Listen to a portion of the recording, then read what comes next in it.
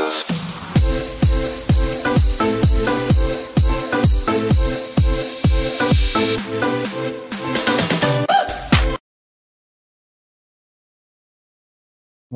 what's up mga kaklista? So for today's video guys, ito na yung araw ng pag-install natin hydraulic brake set.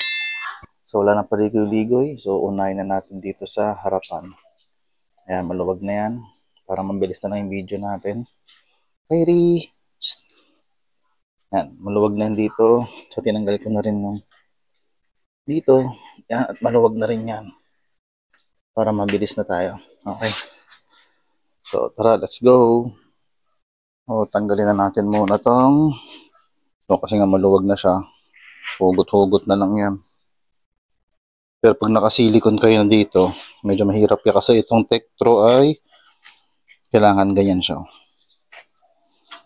Hindi pa siya yung may ganon. So tatanggalin na natin to. Yan. So kung may narinig kayo ng grinder, so pasensya na. Okay. Tatanggalin na natin to.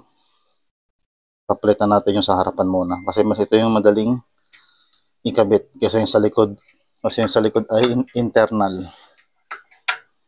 Yan. Ito na yung sa tabi mo na kita dyan. At yan na natin tong isa.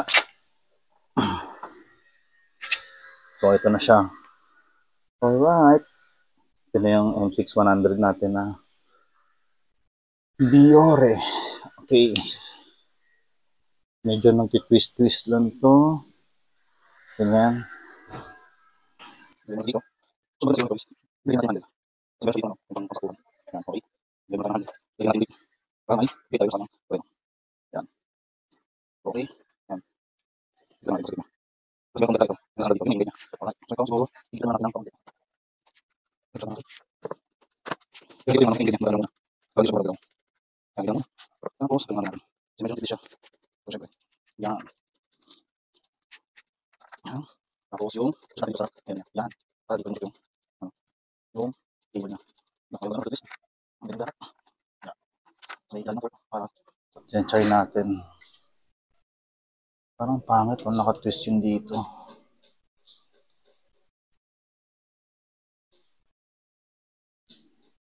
Yan. Ganyan siguro. Nakatwist dun.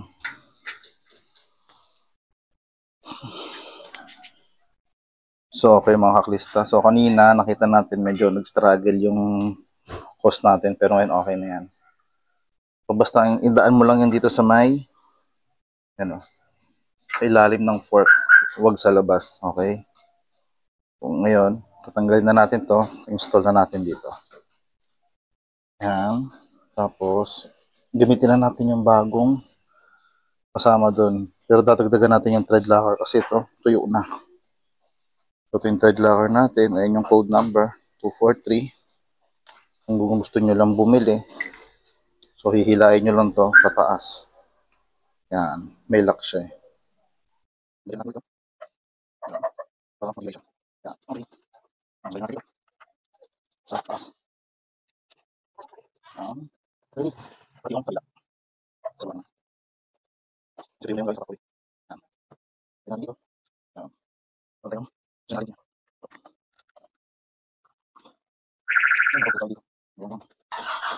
Okay. Yan. Tapos nito, siyempre yung pag-align, alam nyo na yan, piga-pigain muna natin. Tapos, sabay, higpit. Yan, nakapiga na yan mga kaklista. So, di nyo na nakikita sa camera, pero nakapiga na yan. So, for the meantime lang yan. Okay? So, ayan na. Ayos na agad yung sa harapan natin. Yan. Okay na yan. Yan. Tapos, sunod natin ay, ito, ilalak mo lang natin siya dito. Okay? So, pagkalak natin, magpuproceed na tayo sa likod. Okay? So, tara, higpitan ko lang to. Let's go!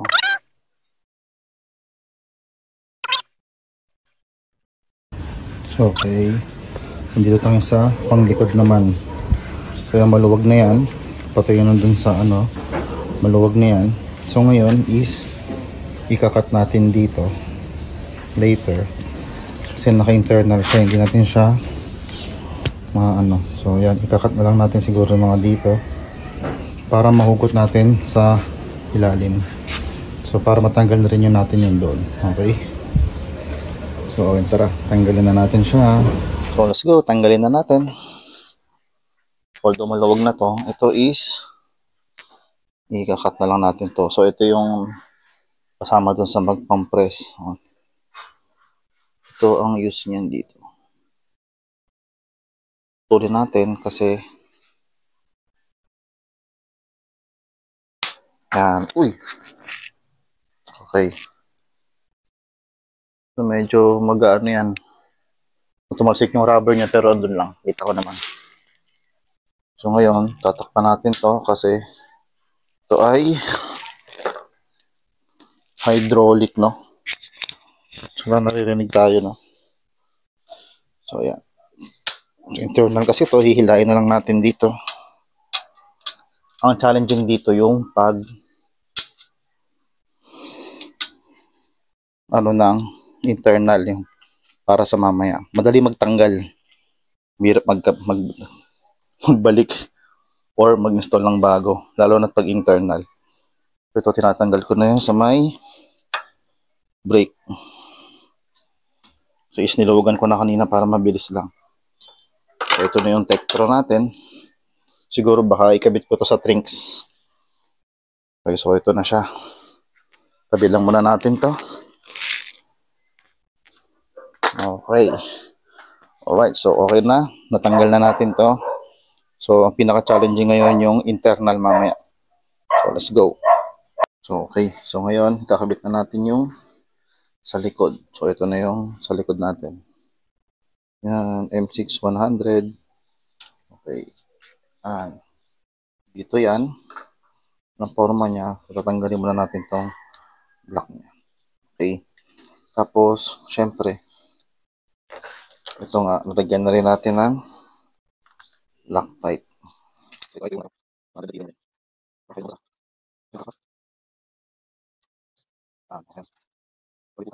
Ayan. Sabay lagay dito. Sa ating dito. Yan. Medyo lang dito kasi. Hindi ako dito. Dito kasi. Yan. Hindi ko tawag. Kung dito sa medyo sa loob. Lagyan natin Loctite. Okay. Dagdag yan. Sa vibration hindi siya. So yung mga focus na alin ha. Ang pagdadag. Huwag lang malaglag. Okay. Hindi lang malaglag. Yan. Okay. Yan. So dito hindi muna natin tawag doon. Hindi muna natin hihigpitan. Para mamaya na lang yung pagkatapos na kasi i-internal pa natin to dito, lulusot pa natin yan dito. So tara, ganyan lang muna siya para at least nasa position na siya, di ba? So let's go. Okay mga Kristo, ngayon puputulin natin to katulad ng ginawa natin dun sa ano, sa Tektro para idadaan natin dito. Hindi ko lang alam kung nakikita, sana nakikita sa video, dito siya. So ito yung sa shifter. So dito rin natin ipapasok yung sa ating internal natin sa hydraulic at lalabas siya dito. So yun ang challenging ngayon kasi first time ko lang gagawin to. Okay? So tara, sana magawa natin. Okay guys, ayan, nakita nyo naman at naputol ko na yung sa may yung sa lever nya, yung hose natin naputol natin at itatry na natin ipasok yun doon sa ilalim papunta dito sa taas. Okay, so ayan, so ngayon itatry ko siyang ipasok dito sa may ilalim. So susubukan natin yan kasi first time ko lang gagawin yan. So tsambahan na lang kung maanuhan natin yan. Ayan, pinapasa ko na siya. So hindi lang kita sa camera yung ano, yung butas. Ayan na. Okay. So ayan, parang sumablay ako dyan. Hindi pumapasok ko. So gawa tayo ng ibang diskarte. Tara, let's go.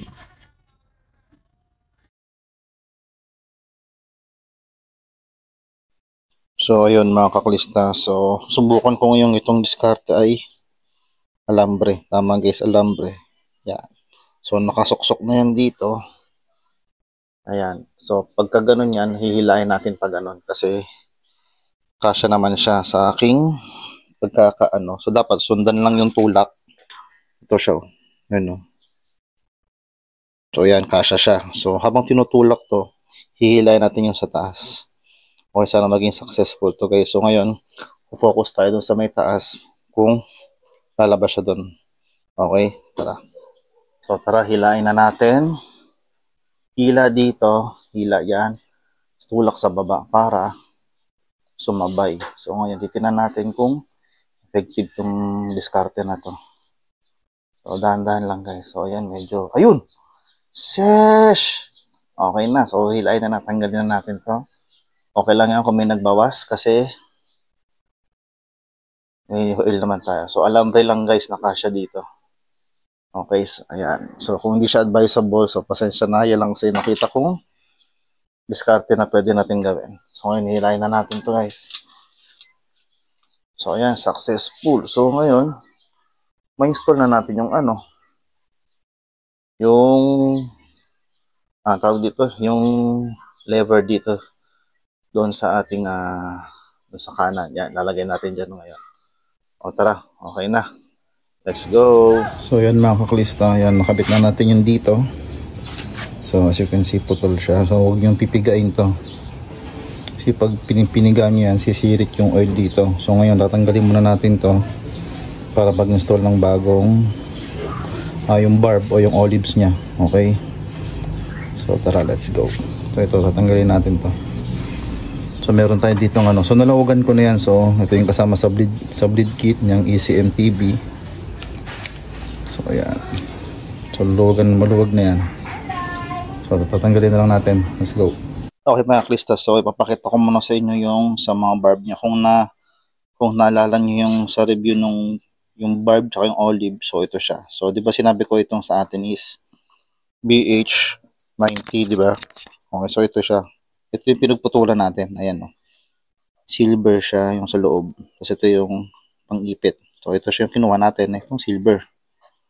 O siguro pag sa ano, makikita nyo rin dyan, yan sa MT200 or sa anumang budget meal, yung dito nyan magiging tanso or color gold. Okay? So, yun lang. So, ito yung ikakabit natin ngayon. So, let's go. Kabit na natin siya. Damit yung tools natin. So, okay mga klista, ngayon i-install na natin. So, basta make sure lang na tama yung mga pinagdadaanan ng mga hose natin para iwas ulit tayo. So, sa good thing lang dito sa atin is pag sinusukat ko siya ng nakano na yung gulong, nakarang kasi yung upuan eh. So, pag yung ginaganon mo siya, dapat saktuhan ng mga pagganon. So, good thing is maganda sakto siya. So, ngayon, so ito yung bawas niya, di ba? So, ito yung pinagbawasan natin kanina. Ito yung pinagputulan. So, ngayon naman ay kakabit na natin. So, make sure lang na nauna yung mga ganitong. So, sige, parang ito yung ating rubber seal niya. Okay. So, ito muna. Bago yung mga barb. Tapos, itong thread. Yan, ito yung thread niya para dun sa lever, pang lock. Yan, ito muna. Tapos, yung mga ano natin. Ito. So, lagyan na natin yan. Ito, medyo masikip ba? Hindi mo ganun. Ayan, okay na. Yan. Tapos, itong yung olives na, ilagay mo na yun dyan. So, syempre, pag ganyan, pag nakalimutan itong mga to, tapos na ipasok nyo na to, hindi nyo na pwedeng ano eh, hindi nyo na pwedeng ulit bunutin or ano, kasi disposable to eh. Kukulit kayo ng panibag, paano kung sa konti lang yung ganito eh. O sapat lang na meron yung kayo ng ganito. E di bibili na naman kayo sa kanyang effort. So make sure lang na, ayan, yan yung in order niya. Ayan. Tumunang cup, tapos itong barb niya, tapos suling-huli itong, so yung parang silver niya. Okay? So let's go. So gagamitin na natin yung tools. So, ito yung tools natin. na pang-inject. Okay, so ang good thing meron tayong ganito. Yan, so ito isusuksok lang natin dito. Tapos iipit, yan. Ay, hindi ko lang kung nakikita, yan pala. Iipitin natin yan sa loob. Yan, ipitin natin sa loob yan. May hulmahan naman yan eh. So yan, pasensya na kung may nag-grinder sa tapat namin. Yan. Yan siya. Okay. Tapos make sure lang na merong, hindi ko alam kung nakikita sa camera pa. Ito, meron siyang meron siyang konting allowance doon sa itim. May papakita natin yan. Yan, may allowance siya ng konti. Oh. Okay, so ngayon, itong silver na to, ipapasok natin dito sa, yan o. Medyo ibaba pa natin ng konti.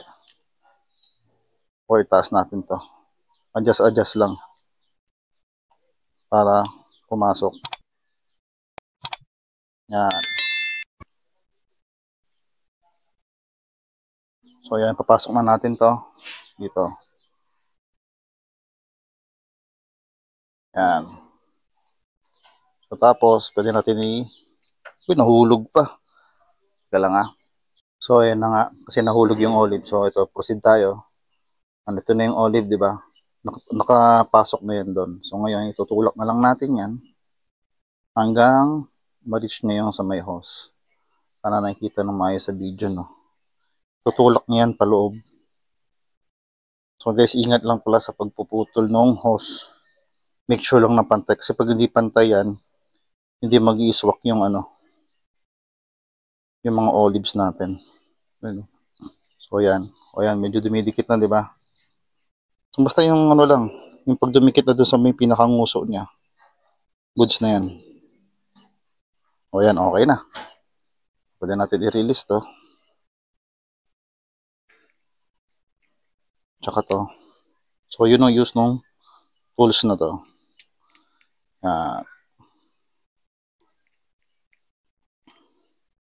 Tanggalin natin to. Ito, tabi na natin. So ngayon, ito, kakabit na natin dito. So ayan mga klista, install na natin. Kabit na natin to. So ito nga pala kung ano yung magiging logic niya. Ito kasi yung magiging maghihigpit dito. So habang humihigpit to dito, iniipit niya yan. Yung barb doon sa loob. So para magiging ganito siya sa loob. Oh. Ang pinakita ko kanina yan. Magiging ganyan ang itsura niyan sa loob nito. Okay? So kaya dapat maganda yung paglagay niya. Kasi pag hindi, sayang naman. Ganyan yung order ng paglagay niya. Okay? So tara, lagay na natin. So sa paghilagay, yan. Bigyan nyo ng diin o itulak nyo pa loob to. So tas habang iniikot nyo to, huwag nyong isasabay sa ikot to. Kasi papangit yung ng wiring nyo. Okay? So pahigpit lang. Higpitan nyo lang yun ng kamay muna. Sabay, may konting diin patulak ito. Para, kumbaga yun na yung tulong mo na din yun sa paghigpit niya. Okay, so ayan. So, kukuhin na ng kamay. Yan, may tricycle lang. So, yung sa libre nating tools, yung 8mm, ito na yung panghihigpit niya. So, ayan. Magkiklik yan eh. Mas mararamdaman nyo na yan kung kumakagat na yung barb doon sa loob. Yan, pasensya na sa tricycle. Tapos yung saktong higpit lang, huwag naman yung sobra. O yan. So, hawakan nyo to. Sumasama sa higpit.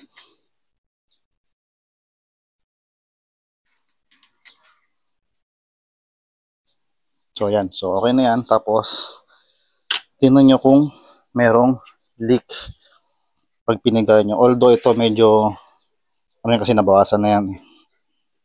So, importante lang ba hindi siya magli-leak dito. So, ngayon, ayan. Makita nyo sa video, medyo, ayan o. Medyo na siya dikit.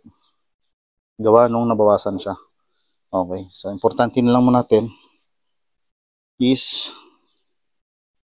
Wala siyang leak. Okay. So, ayan, wala siyang leak. So, pwede na, mamaya natin taktakan. So, proceed tayo ngayon sa pagdagdag ng oil. Kasi nabawasan siya. So, let's go. So, ayan mga klista ngayon. Ang nagdagan natin ng oil to ngayon. So, dapat lang i-ano muna natin to. I-level muna natin sa ground. So, okay. Ayan. So, medyo hindi lang ano sa video. Pero, i-level lang muna natin. Okay. Ayan. So, pag level na siya, parang parallel sa ground na siya. Ayan. Tapos ngayon, luluwagan natin tong bleed port niya. 2.5 mm. Doon. Okay. So, tumunog pa kasi bagong-bago. So, dahan-dahan lang guys kasi meron tong o-ring. Teka lang. So, hawak ko na kasi yung panel eh. So, ito siya. Dahan lang. Baka tumalsik. Minsan naiiwan doon. Minsan hindi. So, sumama siya. Ayan, may o-ring. Meron siyang o-ring dito. Ayan. So, itabi lang muna natin yan. Ano ba meron siyang o-ring? Ayan. So, ngayon, ilalagay na natin dito yung funnel natin. Ayan. Ito na siya. Sana ay sukat siya. Kung hindi, kukuha tayo ng ay, okay, sukat siya. Kasi yung iba, nagamitan mo pa ng adapter. So, may adapter naman tayo dyan. So, ayan. So, ngayon, lalagyan na natin ng brake fluid. O yung hydraulic oil pala. Okay. So, ayan. So, lalagyan na natin ng oil. Tama lang. Para yan, nalagyan lang natin siya. Yan, pero basta kung paunti-unti lang. Huwag nyo lang hayaang maubos. Okay, so ayan. Oh, medyo konti lagyan pa natin. Yan. So tapos nyan is ipapump na natin ngayon to para malagyan. Okay, so pasensya na doon sa aso. Ayun, kita nyo yung bumubula. Yun yung nawala kanina. Tsaka pansinin nyo rin yung dito kanina. Hanggang dito siya pag pinipiga. So ngayon, sa unti-unti lang. Okay. So ito hindi pa ito yung tinatawag na bleed. Baga top up lang. So hanggang mawala yung bula. Okay. Okay, yan. Ganyan lang. So pag nakita nyo wala na tinan mo. Andito na yung ano niya, yung level niya. Pwede nyo pitik-pitikin yan kasi baka may mga bula-bula pa yan. So ayan, piga-piga lang. At makita may bula-bula pang konti. Yan. So pwede nyo i-tilt-tilt. Tapos pitik-pitikin nyo yung, yung hose. Galaw-galawin nyo yung hose sa ilalim. Kasi internal nga pala to. Para umangat yung bula. Yan. So pag wala na kayo nakitang lumalabas doon sa may butas, ayan, although ito may bula dito sa gilid, wala na yan. Yan yung kanina pa. Tsaka pansinin nyo itong is okay nang ganyan lang siya. So ngayon, tapos na yung paglalagay natin. Okay. So gagawin ko din to sa may kaliwa para sure tayo. Okay. So pagkatapos nito, tatakpan na lang natin to. I-check natin yung leak. So ngayon, pwede natin i-check kung may leak siya. Diba? Yan, wala naman siyang leak. So meaning to say, all goods to. So ngayon, tatakpan muna natin to. At meron tayong pangtakip dito. Yan. Para pag inangat mo, hindi matatapon yung tawag dito, yung fluid. Teka lang ayusin ko lang. So, tanggalin na natin to. Make sure lang na nakaano to kasi ito yung magiging silbing pambara niya. Okay, so ibabalik natin to doon. Hindi. So, itatransfer ko lang to doon sa kabila. So, siguro hindi ko na ipapakita yon. Ang importante ngayon is okay yung pag-bleed niya. So itabi muna natin to. Kasi, kailangan. At ibabalik na natin yung cover niya dito. So pwede nyo tingnan kung ano. Ayan, punong-puno. Oh. So meaning to say, goods na good siya. So ngayon, babalik na natin tong bead port, bead cover niya. So ayan. Huwag masyadong mahigpit at make sure lang nandun yung o-ring. Yan. Pag medyo umano na, konting higpit na lang para hindi mag-loostrad. Yan, okay na yan. So, konting punas.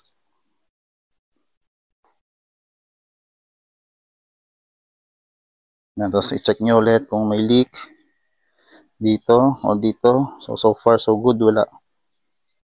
So, ayun guys. At successful na ang ating pag-install ng hydraulic na M6100. So, ito ibabalik ko na lang to sa angle na ganun.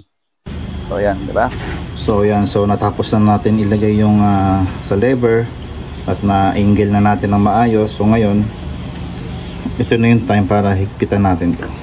So, ito. So, higpitan lang natin. Ito yung lever natin. Yan. So, abot ko naman siya dito. Yan. Pipigain ko lang yan dito.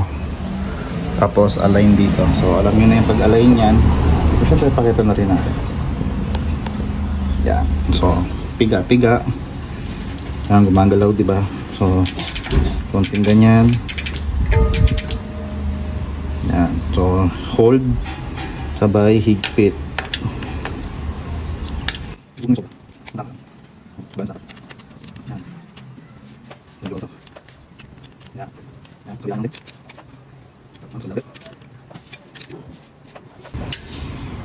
So, ayan, goods na. At successful na ang ating pag-install. Sana kung nasundan nyo yung pag-install ko, pwede nyo sundan yon at para magkaroon kayo ng idea. So yun lang guys, meron na tayong upgrade na for safety, yung Aphrodite natin na M6100 na Deore. So na-install na natin siya. So soon, i-review natin siya mga ilang weeks kung okay yung kagat niya. Okay, so kung kakailanganin pa ba ng bed-in process or hindi na. So yun lang guys. At maraming salamat mga kaklista at kita-kita tayo sa daan. Okay, so pag nakita nyo itong bike ko na to dito sa Cavite, sa Imus, so feel free lang, kwentuhan tayo. Okay, so yun lang mga kaklista. Maraming salamat sa panonood nyo. Ride safe and God bless. Sheesh! Upgrade-itis!